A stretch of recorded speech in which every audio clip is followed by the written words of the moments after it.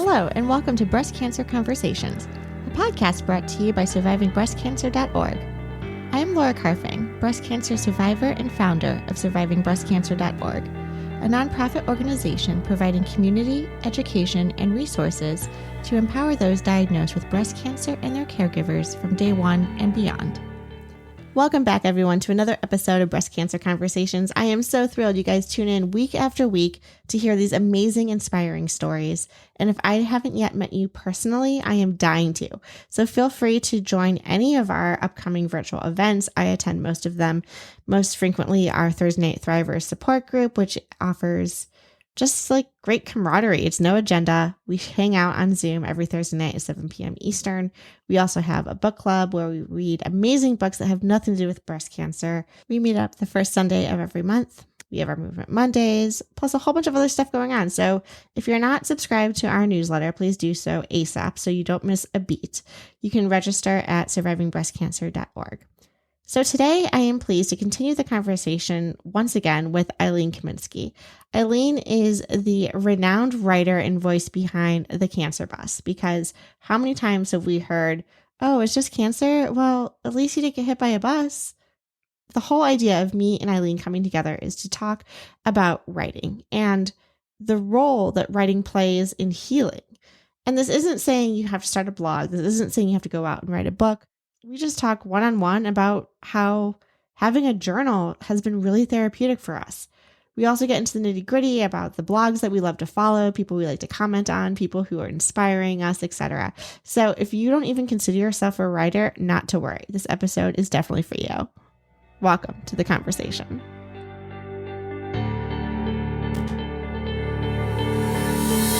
We've been talking off and on for the last couple of weeks, and I'm so glad to be able to share your story with our listeners on a variety of subject matters. And so today I am curious to know, actually, there's a lot I'm curious to know, but my first question is, we know that your parents were divorced and got a divorce when you were at a young age. How has your childhood experiences influenced your writing, and what continues to inspire you? I don't remember anything before they got divorced, except a few minor things here and there, which I think our memories are influenced by photographs, which also influences my writing a lot too. Like memories of photographs of my parents, of my grandparents, of, family get-togethers, but all before I was 7. I can remember everything afterwards. I have one younger brother, and then I now have, I've had a stepsister for 40 years now. So my mom married when I was about 16, I think, but they've been together since I was about 10. So I grew up in New York City. When I was 8, we moved to Miami because my grandparents had all moved there, and that's where my mom's support structure was. And smartly, she went and worked for a pediatrician when we were young. So we had good health care and, all of that.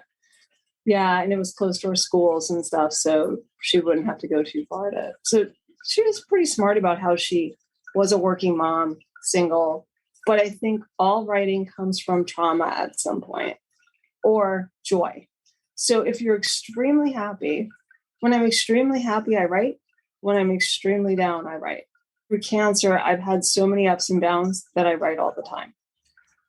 I have notebooks all over the house. Our youngest memories, our youngest influences, whether we were readers and writers then, will influence whether we're readers and writers now, but not necessarily so. So what do you say to someone who's just starting off or doesn't maybe even like to write? What do you say to that person?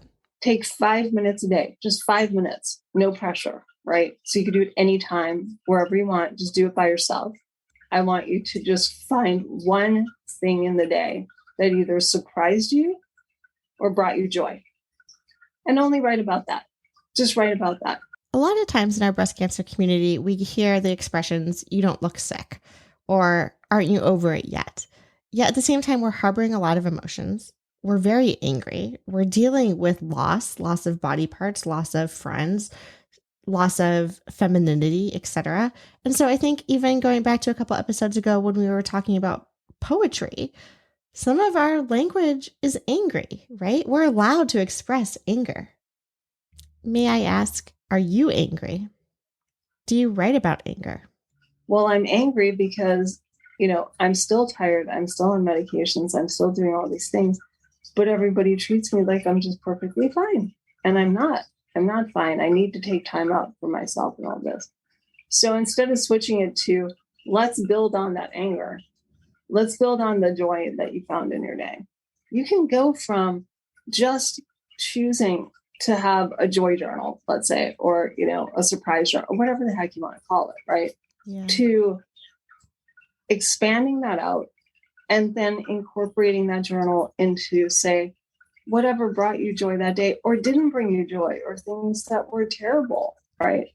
Because it doesn't feel like it matters as much when you get it out. Mm-hmm. And if you get it out, you don't necessarily take it out on people. And I think that that's a good lesson that I've learned is I know if I didn't write that day, I tend to find myself ruminating a little bit more in my head, which is not good because that leads to anger. So I try when I write a poem to incorporate joyful things or whatever I'm thinking about at the time. Usually my poetry starts with a couplet or a line or even a title or something that inspired me. I've been very inspired now here where we live in the Sierra foothills of California by nature. So it's incorporated into my writing. So you'll see this shift from when we moved from San Jose, which was the capital of Silicon Valley, to way out here, like 3 hours away, 45 minutes from Tahoe kind of thing, right? Mm-hmm. So, it's a very different lifestyle that promoted a very different kind of writing. I love this idea about journaling, capturing the joy that we have, also capturing the grief so we have an outlet and not necessarily take it out on our loved ones.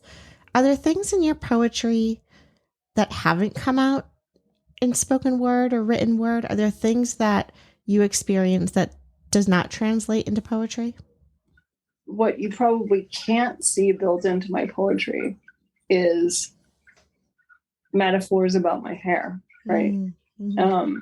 The sadness that you have from losing and loss. You can see that there's loss in the poetry. I've written about loss and cancer a lot for the blog because I think that's one of the things that my readers comment a lot about is I lose so much. I lose my femininity. I lose my hair. I lose my breasts. I lose my sexuality. I lose my identity, my physical identity. Mm-hmm. Sometimes we lose our emotional identities. I think that journaling or writing of any kind can help you guide yourself through these things. There's exercises that you can do. There's writing prompts that I provide too that are just super simple. And I read a lot of books about memoir writing. Mary Karr wrote a really great seminal book on memoir writing. It's really about being honest with yourself privately. And if you choose to make that public, like I have, the more honest you are, the more people want to read it. People can sense insincerity a mile away. People know it. They sense it. They sniff it out. They're like, this is completely insincere BS. I don't want to read this. And what I've noticed is actually funny. And I was commenting with another blogger friend of mine, which was the things we think are going to be really good get like no readership. And the things we think are just garbage, right, that we put out there that are just like these kind of like data dump spewing things. People love that stuff. And that's what they want is truth. They don't want highly polished stuff. They're not reading a book. They're reading a blog entry. They're looking for something personal. Taking your writing to the next level, if you choose to make it public and make it one of the 300 million blogs out there, because I think that's about how many there are, expect that you're going to have a small audience. Expect the audience is going to be very specific to your genre. There's a whole continuum of writing. You don't have to do a vlog. You don't have to show anyone your journal. You can write terrible poetry and keep it to yourself. That's perfectly fine, right? Mm-hmm. Just write. I think it's going to help. And that's what I tell everyone. Just put pen to paper. Start somewhere. And if you hate it, okay. And use this one prompt. And I think I stole it from somebody. I'm trying to think who I stole it from. I think I stole it from Rachel Naomi Remen, who's a physician. She wrote a book called Kitchen Table Wisdom. And she's involved with Commonweal. She was one of the founders of the cancer help program that I went to both 6 years ago and 2 years ago, before we moved into the house. It was important to me to have a retreat before I shifted from one place to another. And so we talked offline a little bit about this retreat, and I want to ask you what your turning point was when you were on this retreat talking to this gentleman, Michael. What did you say to him? I don't know who I am anymore. I don't have a career. I can't go back to work full time. I thought I could, but I can't. I'm exhausted. I am, I did really well in my first line of treatment, which was Zolota. I was NEAD for about 7 months, which is great. And then it hit like a ton of bricks. But, I don't feel like I have a path ahead of me. He said, Ilene, you do. You're a writer. He said, I've seen your writing. You're an amazing writer. Call yourself a writer. If you have something to call yourself, that's what you can call yourself. And I looked at him and I thought, how one word can change your outlook is amazing to me. It really is.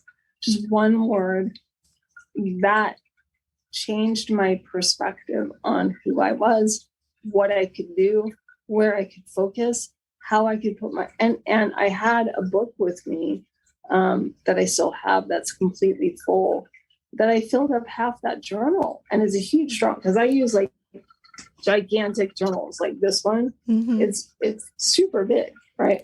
Because I draw in it too. So that's the other. And I like journals that don't have lines in them because I tend to like put stuff in too many margins and things like that, So you're looking for yours. I was. And it's funny because I have multiple journals and I leave them. And I would love to talk about this a little bit too. I have a couple questions as follow-up, but I have multiple journals because anytime I'm at a bookstore or traveling or anything, I just love buying them. I feel like I need Me too. some that are like, spiral bound, some that are more leather, some that are pretty with the fun sayings. And I have them all over my house and in my purse and at my job, like, etc. But what's so funny is sometimes I'll get attached to one and then I'm like, see the blue journal for, 2011 when this shit happened, or refer to X, Y, and Z, because it's not chronological. And at first it was driving me crazy that I didn't just have one, volume after volume in this chronological order. But I think it's a little quirky and fun now that I have, just maybe like a page. I ran the Chicago Marathon in 2018. After my diagnosis with another breast cancer survivor, because we were like, let's just do something wild and crazy. We weren't going to win the race, obviously, so it just didn't matter what our time was. But I just went into my journal and wrote the date, wrote what I did, wrote my time, and that was my journal entry. There was a date like when I bought my condo, then there was a date when I got my little puppy. And so, just sometimes there are paragraphs and pages on end. Sometimes they're just like moments that I want to remember the date that something happened. So that's been really fun. How do you stay inspired from, it sounds like you're really engaged in the writing circles and writing community, the poetry, social media, Twitter, etc. How do you stay engaged? Who should we be following to be inspired? Yeah, part of the conversation is reading other people's blogs. You don't just expect them to read yours. Right. You have to read theirs too and comment on theirs. And so if somebody pops up on my radar, you got to do it. Do you have some favorites? Who should we be looking for? So probably Nancy's Point. Nancy Stordahl. I love her. She was one of my first readers and we've been friends ever since. I just adore her. JBBC, which is Journeying Beyond Breast Cancer. My friend Brian, who lives in Texas. I lived in Texas for 7 years. I don't know how I stumbled on his blog, but it's called Bonnywood Manor. Bonnywood Manor. And he's so funny. There are so many good blogs out there. I love that.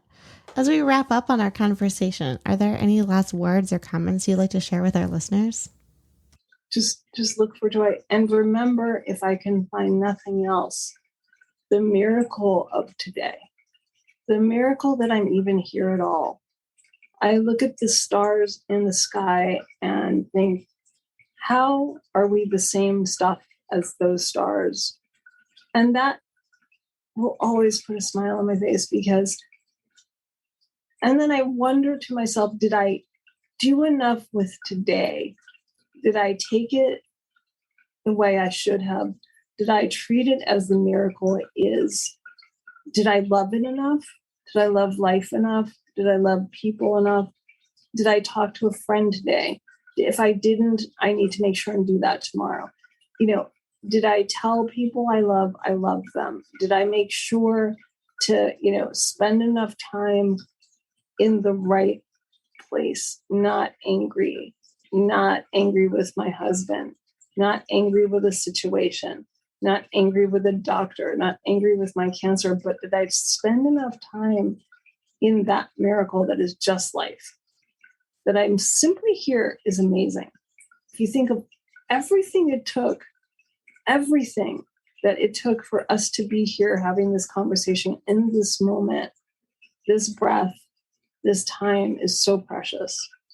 So I take every conversation, every comment, every blog post, every Twitter tweet, every phone call, every human being in my life very seriously, because they deserve that. They're as miraculous as I am from being here. And that influences my writing as much as anything. Ilene, thank you so much for this inspiration, this courage. I'm going to go out and buy a new journal and then just start writing about it as well, because what you are leaving me with is hope, this miraculous miracle that we are meeting people across borders because of technology, because of our diagnosis. So many of my amazing friends and our listeners and our readers, like all of you, I would not have met without a cancer diagnosis. I mean, that's the silver lining. And I value every single comment, just like you're saying, Ilene, every single email that you guys are sending to me. These are the moments that I cherish, and these are the reasons why I keep going. So thank you all. Pick up your pen, start writing, start journaling. Let me know how your experience is going. We have a couple writing workshops coming up fall 2021. Check out survivingbreastcancer.org/events for the latest and greatest. And William at survivingbreastcancer.org is always accepting nominations and submissions for poetry. So if you feel so inspired, feel free to send it to him and you'll be featured in an upcoming newsletter. Thank you all again, Ilene. Thank you for being part of the SBC community and being part of Breast Cancer Conversations. Thank you for tuning in and listening to our podcast. If you would like to find out more about our organization and upcoming events and ways to connect, you can find out more by visiting our website at survivingbreastcancer.org. I would like to acknowledge that all of the information on our podcast is from personal experiences, and it is not a substitute for professional medical advice. You should always consult your medical care team. If you're looking for specific topics or would like to be a guest on our show, feel free to contact me directly at laura@survivingbreastcancer.org. And of course, we have a couple social media handles you can follow us at as well. For example, Surviving Breast Cancer Org, all one word, as well as our podcast specifically, Breast Cancer Conversations. Until next time, keep on thriving.